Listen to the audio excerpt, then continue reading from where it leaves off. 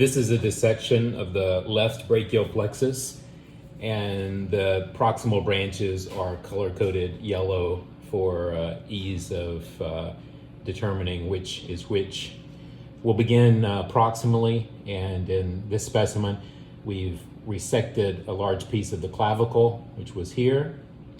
We folded back the anterior wall of the axilla, which is the pectoral muscles, shown here. And medially, we've taken the carotid sheath and its contents and retracted them medially. For example, one can see the vagus nerve and the common carotid artery here. If we look at the origin of the brachial plexus, we first look at the ventral ramus of C5, which is here. This specimen also has a contribution from C4, therefore making this a prefixed brachial plexus. This is the C6 ventral ramus, C7 ventral ramus, C8 ventral ramus, and then the T1 ventral ramus can be seen here in the depths of the dissection. We'll see that the C5 and C6 ventral rami come out to form the upper trunk. The C8 and T1 ventral rami come together to form the lower trunk. And then the part of C7 that's in between these two trunks is referred to as the middle trunk. These branches will then come out and deep to the clavicle, form the divisions of the brachial plexus, so anterior and posterior divisions. All of the posterior divisions coming together to form the posterior cord. Then we see counterparts of the divisions anterior, some forming the medial cord and some forming the so-called lateral cord. The medial and lateral and posterior cords are named based on their positions to the axillary artery. In other words, the posterior cord is posterior to the axillary artery. Here we see some of the first branches of the brachial plexus. This would be the dorsal scapular nerve.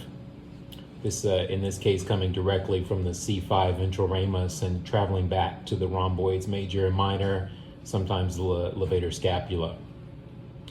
In the depths, we can look and see the suprascapular nerve, and this is traveling a little more deeply down towards the suprascapular notch and traveling out to the supra and infraspinatus muscles.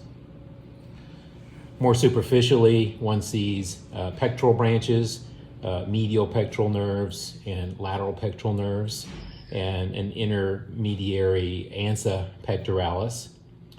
Most of the medial pectoral nerves are coming from the medial cord, and most of our lateral pectoral nerves from the lateral cord. This specimen's a little unusual in that we have some connections to the middle trunk, as shown here.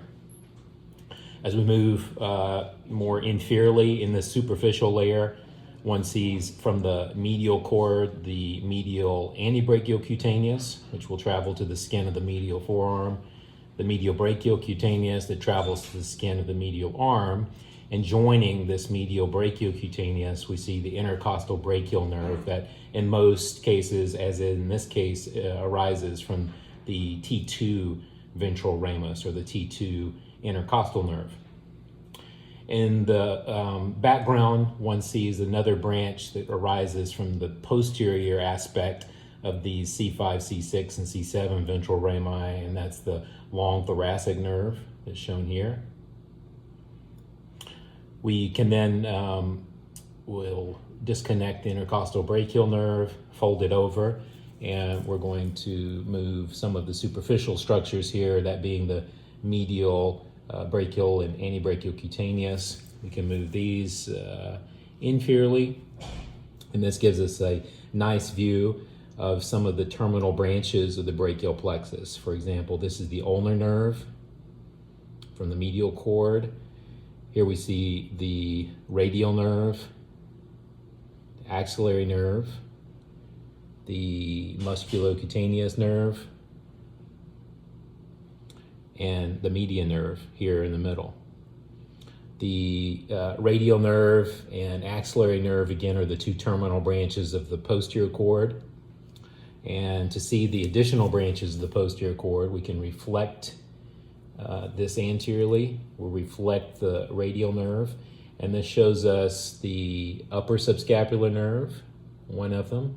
This specimen has two branches that we would call upper subscapular.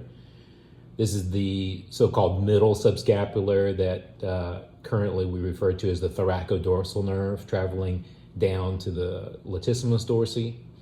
Here's the lower subscapular nerve to the subscapularis and teres major. Some vessels that are still retained. This is the subscapular artery giving off a thoracodorsal branch to the thoracodorsal nerve.